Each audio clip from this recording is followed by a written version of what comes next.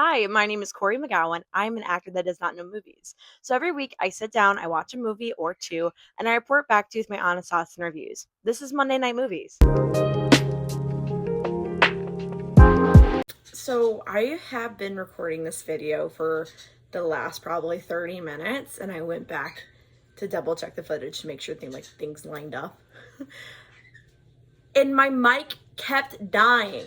So there would be halfway through the video, I'd be talking and giving my point, and then randomly go,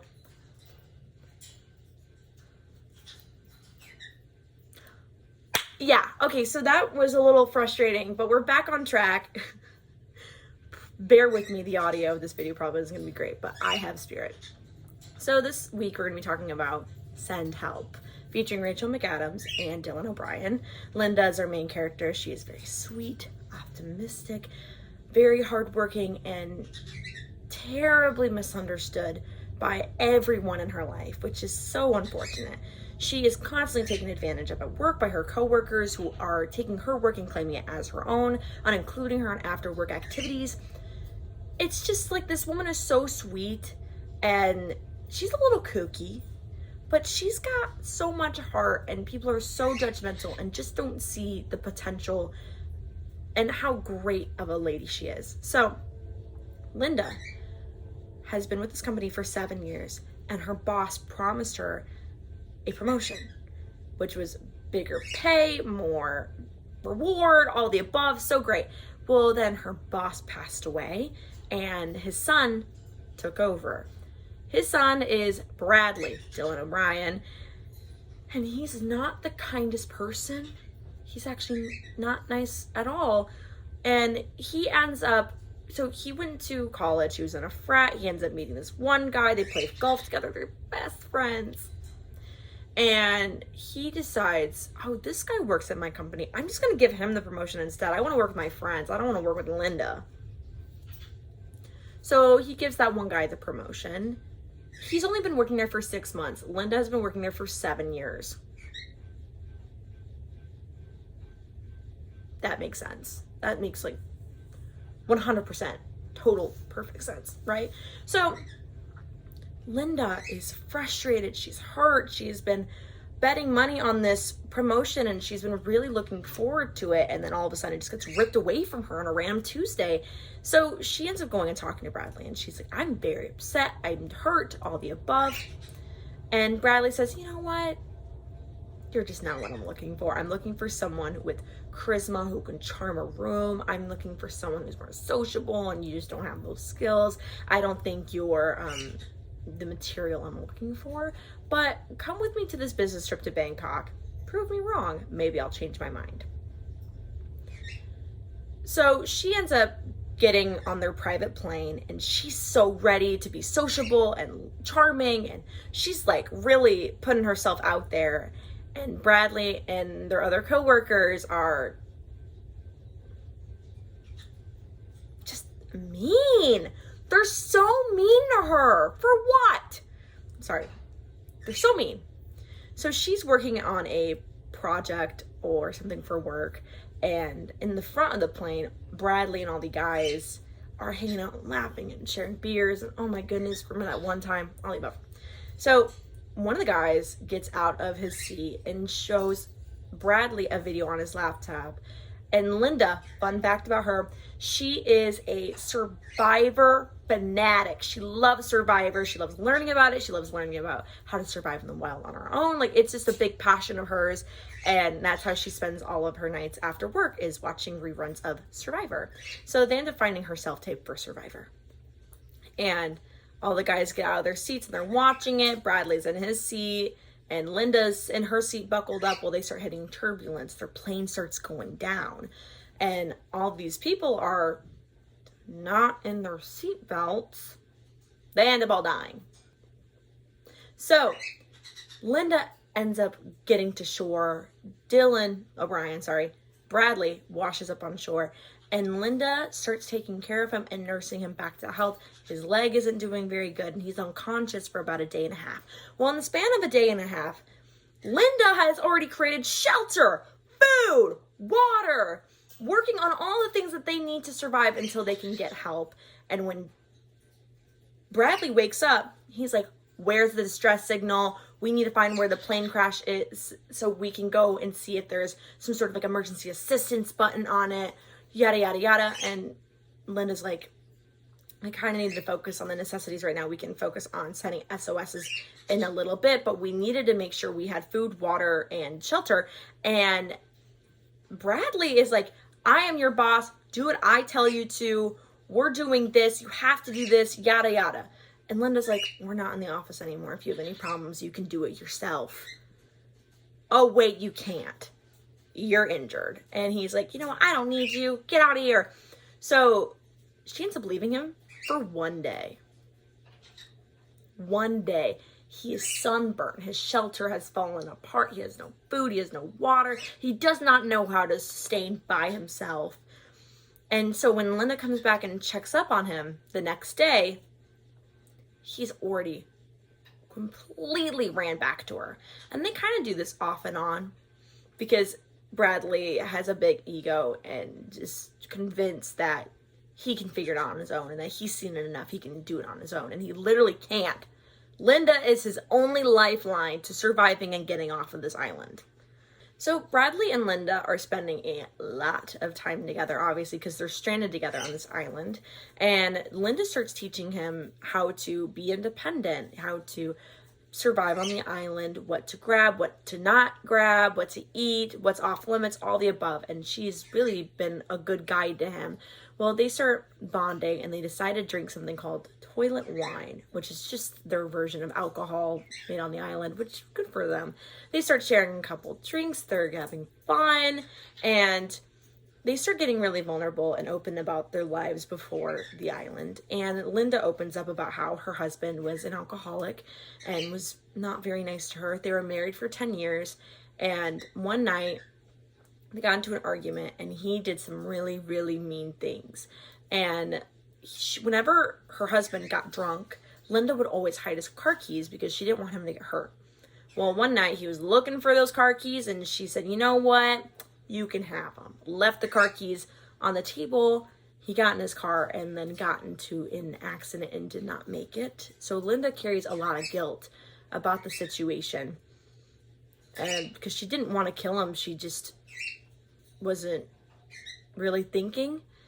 And then Bradley opened up about how his dad wasn't present in his life. His mom was very abusive, emotionally, verbally, physically, not very nice. And then they have this conversation about, are monsters born or created? And then Linda was like, well, you are a monster, but at least we know it's not your fault. And Bradley's like, yeah, I'm sorry. So they start sharing like this nice moment, but then Linda says, you know what? I don't want to leave the island. I like it here. And Bradley is not too pleased to hear that, so he starts creating his own plan to get off the island. He is convinced that he needs to make a boat and sail away and find another island. And one night, you know how I mentioned about how she taught him what to eat, what not to eat, what to have, what to not have? Well, he decides to poison her. And he sneaks off, he makes his own raft and gets away. Well, the raft ends up breaking because he's literally incompetent. I couldn't make a raft even if I tried. So I use that loosely. If this was me, I would have just drowned. So Bradley did the best he could with the materials he had. And it didn't end up working out. Linda got him. And the scene is so gross. She was very upset at him for trying to leave. But because when he gets on the raft and he's leaving her, he's like, screw you, Linda. Like, I hate you, Linda. And Linda has this cup that she made herself that literally has her name on it. Linda. And on the raft with all of the things he may need to stay alive on this little boat, he stole her damn cup. That's just like, that's so low.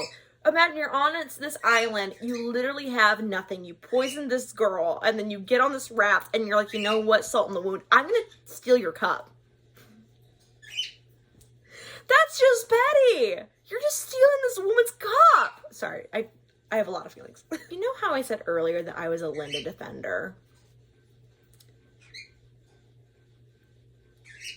She gets a little harder to defend as the movie goes on because she starts making a lot more questionable decisions. As you can see, Linda has all this power, all this status. For the first time in her life, she has purpose. She is needed. Bradley, for the first time in his life, has no purpose, has no status, no nothing. And he's really struggling with it because he is a man-child, unfortunately. And he wants to get back to his fiance, Zuri. And Rachel McAdams, Linda, doesn't have anything to get back to. This is the best her life will probably ever be. So when she says, I want to stay on this island, and he doesn't, she's like, I'm going to do everything in my power to make sure we stay on this island so that I can get the life that I want. So she starts hijacking their rescue. She ends up finding that there's other boats. There's literally boats going by. And she could yell and ask for help, but she's like, no, I gotta stay here a little longer. I gotta stick it out. And whenever Bradley starts trying to escape, she starts planning punishments for him. Yeah, she ends up poisoning him after his escape, like the next day. And she ends up feeding him some, like, octopus or something that will temporarily stunt the nerves in his body so he can't feel anything and he won't be able to move. Well, she attempts to castrate him. Not really, though. She just made him think that she did, but really, it's a whole thing. It's like... So let me just say, don't watch this movie with your parents who don't like scary movies or blood. I went and saw this movie with my parents. I picked the movie. I didn't know what I was picking because I was like, oh my gosh, Rachel McAdams and Dylan O'Brien. I don't even care. I don't have to see the trailer. I'm going to go see it. If you're going to take your parents to just go see a movie, you should probably watch the trailer and know what you're watching. Yeah, that was a really fun conversation on the way home. But, so, there was an attempted castration. She's just really asserting her dominance over here. Well, you know, I said that she kept finding boats going by and was ignoring them, not asking for help. Well, one of the boats finds her, and it's Bradley's fiance, Zuri. And Zuri's like, oh my gosh, I can't believe I found you. Where's Bradley? Is he okay? I need to see him. Will you take me to him? And Linda, her plan is beginning to be foiled. So Linda is like, how do I kill these bitches? How do I kill them all? So on the way home, Zuri and her tour guide just so happen to slip off a cliff. Don't make it.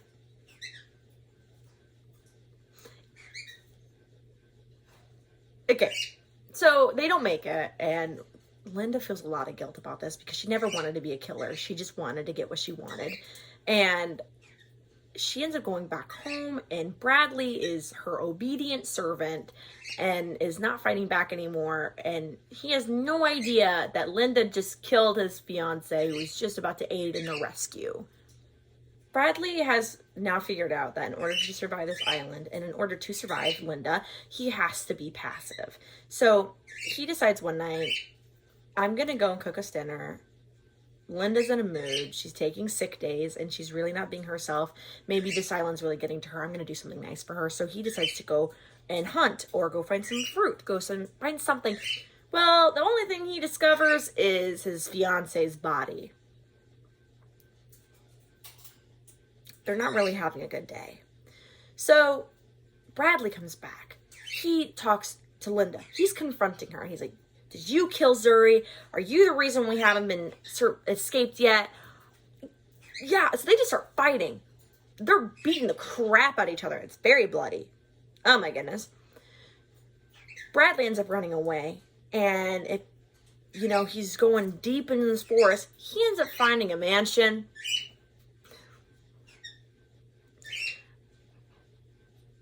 yes, there was a mansion on this island the entire time, and they had been surviving only a couple miles over.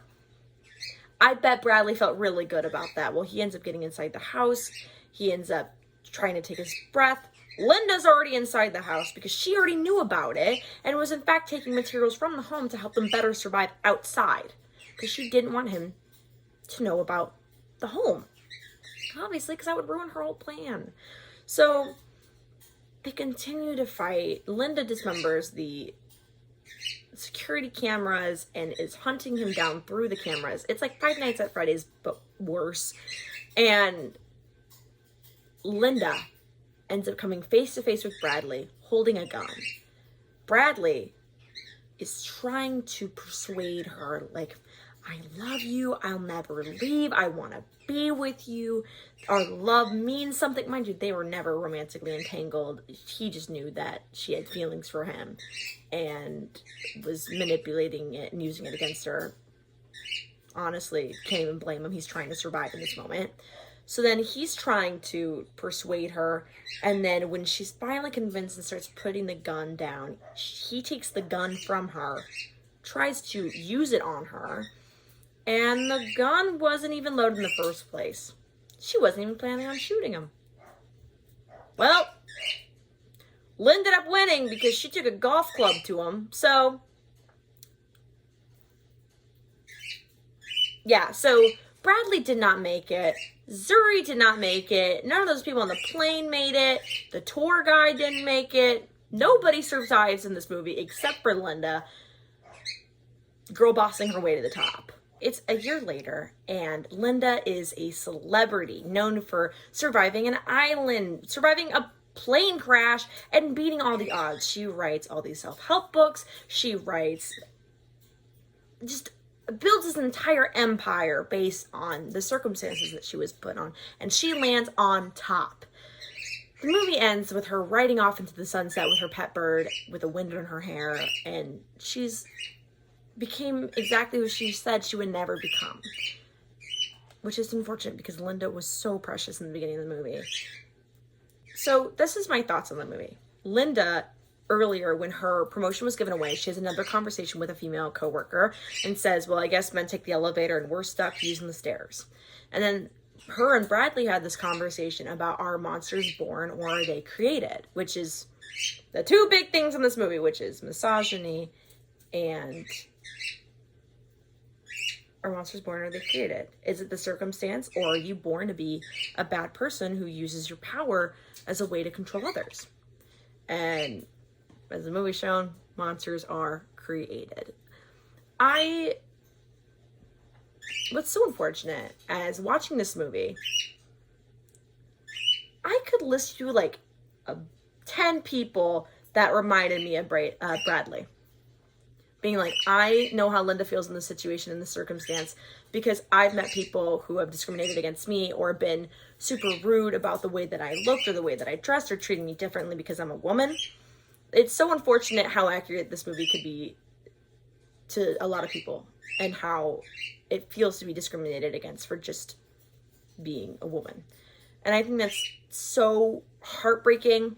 And I know that the whole point of the movie is misogyny at the end of the day, but I wish in like my perfect world that Linda could get everything she wanted and she could still be her sweet precious self, but unfortunately that's not how things go. She had to learn how to adapt, and she did. She landed on top and she got the life she wanted. She just lost what made her so great at the end of it. I think that's so sad. But at the end of the day, I thought the movie was really good. The meaning was really cool. I liked watching it. I don't watch a whole lot of scary movies. I use scary for this movie very loosely. I'd say it's more of a thriller. But I especially don't watch that stuff with my parents. So that was a really fun time. But there were certain scenes that I was like, ugh. Like, for the most part, I can handle blood and gore pretty well. But there was a scene where Linda throws up in Bradley's face multiple times. Oh my gosh, I couldn't do it. I thought the movie was really fun. I'm very glad that I went and saw it. I thought the meaning was really good. I heard great things from other people as well, which is wonderful. Is it a movie that I'd probably go watch like again? Maybe not, but I'm also, there's not many movies that I would rewatch again and again and again, but I think that it was a really good movie, and I'll definitely recommend it to everybody and their mother, just not my mother. So thank you guys for watching. Thank you for having me. I hope you guys enjoy the review. If you have any movies you would like me to watch, DM me, comment about it. If you'd like to support my social medias, they'll be linked in my bio, and this is my YouTube. If you want to like and subscribe, cool. If you want to hang around, great. If you don't want to, cool. So thank you for having me, and have a great night.